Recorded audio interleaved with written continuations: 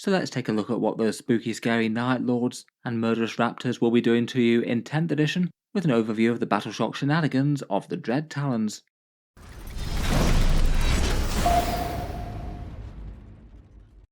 Hello and welcome back to Auspex Tactics, where today we're talking Dread Talons and Night Lords, and in this video I thought we'd do a focused overview of the detachment, talking over the 4 rules from the upcoming Chaos Codex.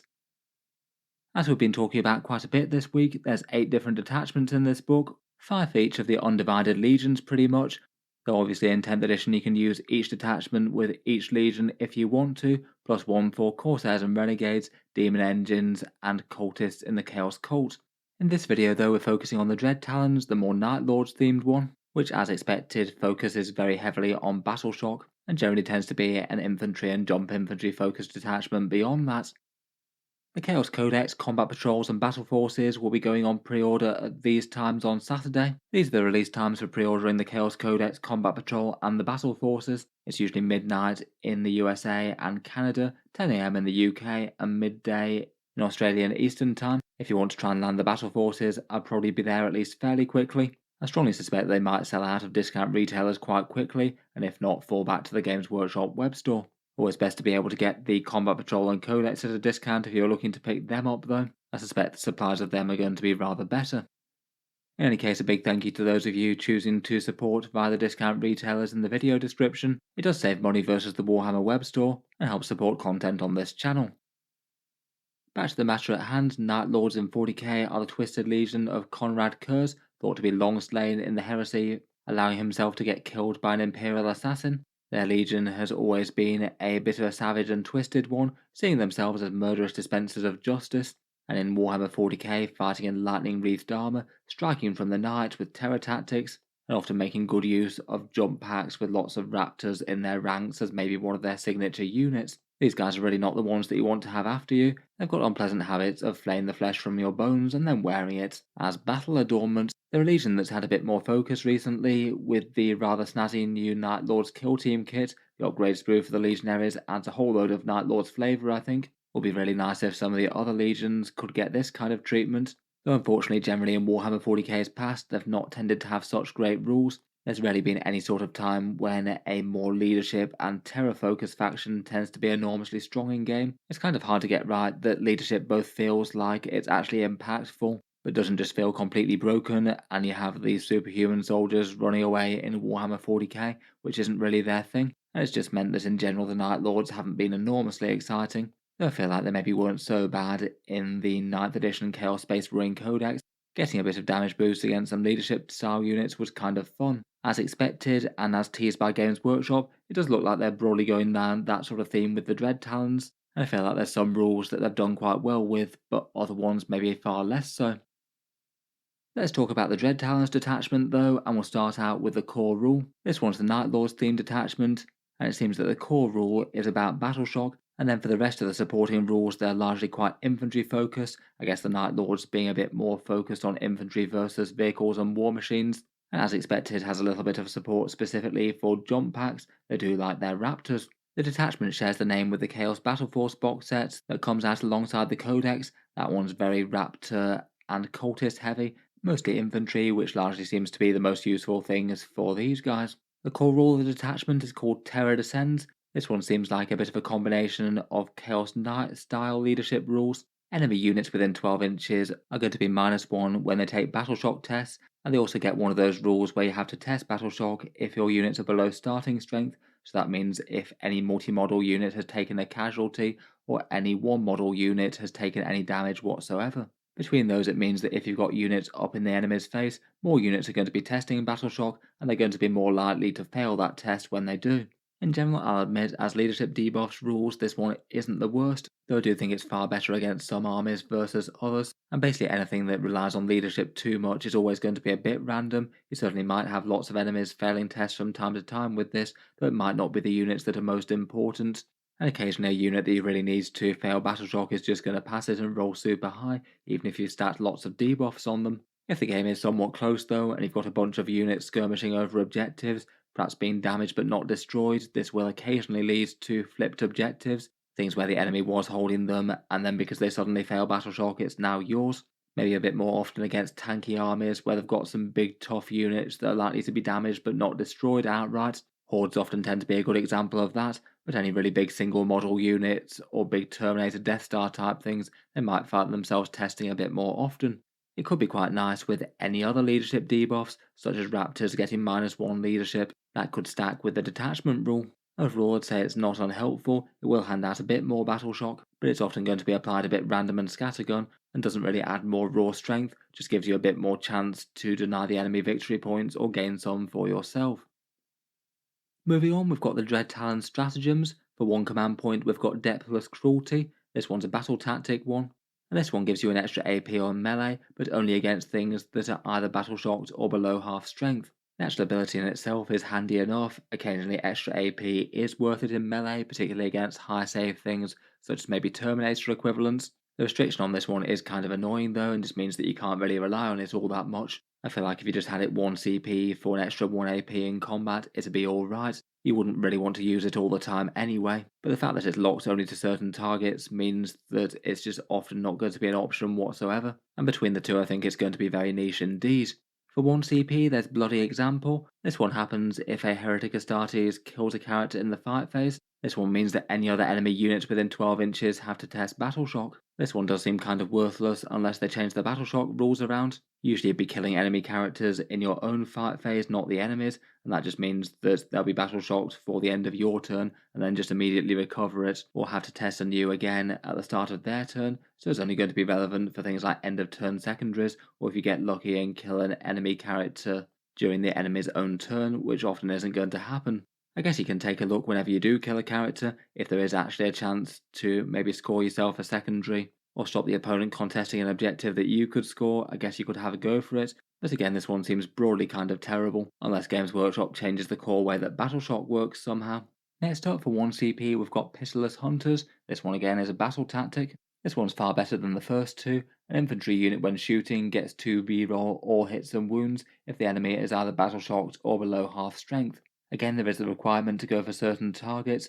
Again, you're not going to be able to use it on the exact units that you want to that are fully intact and haven't failed battle shock, but at least for this one the payoff does feel worth the setup. Rerolling all hits and wounds is a pretty phenomenal damage buff, particularly when you're throwing dark packs into the mix as well.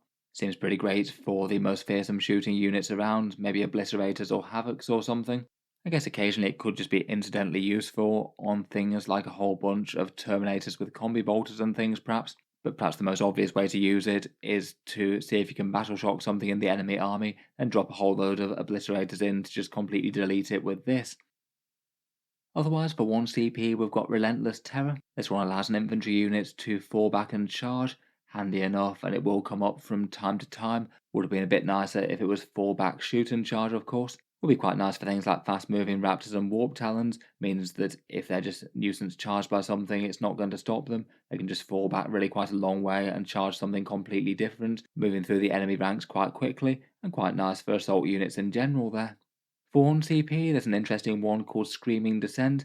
This one is a 3-inch deep strike one. The Chaos Jump Pack units can deep strike within 3 inches of enemy units but can't charge, and furthermore, one enemy unit within 6 inches has to immediately test Battle Shock if that unit is either infantry or mounted. In general, having a 3-inch deep strike stratagem is pretty helpful. It will get things where they need to be for secondary objectives and things. The Battle Shock could be alright in this detachment. I guess deep striking a bunch of Raptors just next to it and making them test at -2 leadership immediately could be one way to hand out some reliable battle shock. That is going to cost you just to throw units next to an enemy unit and spend a command point though, and even then it's not like you're guaranteeing the battle shock even goes off. I feel like perhaps this one it just isn't going to be as exciting as it is for some other factions, just because the Chaos jump packs don't really have all that much shooting to them. The Raptors can get a few special weapons, I suppose, but it's maybe not quite the same as things like Genestealer Courts throwing loads of demo charges at you, or Grey Knight Purifiers burning you up. Still could be handy enough though, putting a big block of Raptors or Warp Talons somewhere where the opponent can't really deal with them properly could be nasty, though perhaps compared with some it's maybe not quite as useful given that they do have some good movement when they're on the board. It is usually helpful to have those though. Occasionally you can swipe objectives or basically auto-complete secondaries. It just feels like you're paying a command point and maybe a slightly non-ideal unit to do so is the only problem. Finally, for one command point, we're ending with a good one in Merciless Pursuit. You select one of your infantry units that's within 6 inches of an enemy unit that just fell back. Your infantry unit can then immediately try and charge that enemy unit, though as with things like Heroic Intervention, you count as having charged but don't get the charging bonus for things like Fighting First. This one's not always going to come up, as if the enemy can fall back and wind up greater than 6 inches distance away from you, then you might not be able to use it at all. But a lot of the time that just might not even be possible for a standard enemy unit that moves 6 inches, unless they can literally fall back directly away from your force.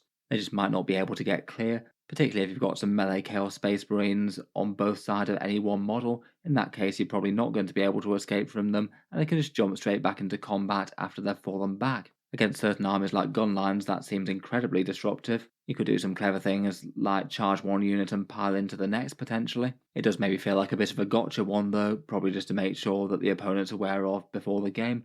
It's certainly going to mess with their positioning either way, and sometimes they might not even be able to escape it. After the stratagems, I'd say that they maybe feel a bit hit or miss here. A couple of them just seem so niche that they'll very rarely come up. The reroll shooting thing is quite nice, and that one feels like quite a nice battleshock dependent one. At least the payoff is strong enough to justify it being kind of rare to use. Otherwise, Screaming Descent could be handy for secondaries or some things. Relentless Terror will come up from time to time, and Merciless Pursuit feels like low-key one of the very best out of them. It's a pretty powerful trick to pull, to basically have a spectacularly high chance of locking the enemy in melee, if you can make sure that you can wrap at least part of their unit somewhat. Finally, for the detachment, we've got the enhancements. First up, there's warp-fueled thrusters. This is the one that allows a jump pack lord to jump off the board at the end of the enemy turn if he is not in engagement range. Kind of nice to have the thought of a unit hopping around the board. Could be useful for secondary objectives and things, or getting charged on things they couldn't otherwise reach. Though I guess Raptors, jump packs, and Chaos Lords do have fairly good movement in the first place. You would have to commit at least a fairly points-intensive unit to doing that, I suppose. Next up, we've got Knight's Shroud, which is given to a non-Terminator Chaos Lord, and their unit gains stealth. Could be handy enough for a big squad of Legionaries or some Raptors, I suppose. Might depend a bit on the final points cost when the points download is out. Next up, we've got Willbreaker. This one hands out a battleshock test to warn enemy hit by the weapon in the fight phase. Again, that tends to be fairly awful if it's in the fight phase, unless they change the way that battleshock works in some way. A lot of the time they'll just go on to heal it next turn. And then finally we've got Eater of Dread. This one's a command point farming one. You generate a CP on a roll of a 5+, and then you get a bonus to the roll, adding 1 per battleshocked enemy unit on the board. Probably going to be unlikely that you generate them round 1, but round 2 onwards hopefully you should be getting at least a few units battleshocked, and if not, probably things are going quite bad for you anyway. This one doesn't seem terrible, depending on eventual cost. You might rustle up a command point or two regardless, and a few battleshocked units are likely to add to it. Overall, I feel like the debuff rule is interesting enough. Probably my favourite stratagems are the reroll hits and wounds when shooting, plus the jump back into combat option. Out of these enhancements, I feel like it's the warp-fueled thrusters and maybe the command point generating one that seem interesting enough. Stealth could be alright too, I suppose. None of them really feel truly game-changing though. It doesn't really initially look like it's going to be one of the strongest out of the detachments at first impressions. I feel like some of the options work well, though a few of the stratagems just feel super niche and won't come up that much. Overall, certainly looks like a detachment where you've got plenty of ways to trigger Battleshock, but maybe not so much actual reward if you actually manage to make them fail that test. Maybe like the Chaos Knights they could have done with some sort of small passive damage boost against units that fail it. It is a shame that the combat stratagem is underpowered. I feel like they probably should have made that a lot more potent than just 1 AP. If there's the requirement to usually get the enemy battle shocked, maybe they could have done something like +1 to wound and 1 AP, or even just a direct mirror of the reroll hits and wounds rolls. Overall though, I feel like it's probably strong enough to play in some more fun and fluffy games. The battle shock thing will be occasionally good, there are a couple of good stratagem options and a few entertaining enhancements. I'd guess that Raptors and Warp Talons could be fairly central units to this one, as you'd expect. Otherwise, maybe Obliterators for dropping in and Nuclear Battle Shocked unit with all those rerolls. In general, though, in first impressions, I wouldn't really rate this as all that strong. The Battle Shock thing is handy, and there are a couple of really nice situational options, but most of the other stratagems just aren't the sort of things that you can just use turn on turn for reliable strength or use. So I feel like that maybe wasn't the hardest thing in the world to predict for the Night Lords. In any case, let me know what you think down in the comments below. What do you reckon to the power of this one? Would you be tempted to run it to put some spooky Space Marines on the battlefield? Or is what we've heard about the other detachments enough to draw your eye at the moment? Look forward to hearing your thoughts and ideas down in the comments below. Feel free to subscribe to the channel if you'd like to see more like this. I'll certainly keep the regular 40k videos coming, and I do tend to post new ones just about every day. I'm sure I'll have plenty more for the Chaos Space Marines, and I'll be aiming to do a full Codex review as soon as I get a chance. Finally, if you have been enjoying all the videos on the channel, I would just like to mention that Auspex Tactics does have a Patreon page as well. It is the main thing that allows me to keep all these videos coming quite so regularly. Channel patrons do get a fair few advantages, seeing certain videos early, regular votes to see what sort of things happen next on the channel, and automatic entry into the regular prize giveaways with a chance to win some big model kits each month. If any of that sounds good to you, or you'd just like to help support, the link is down in the video description. In any case, a massive thank you for listening, and I'll hope to see you guys next time.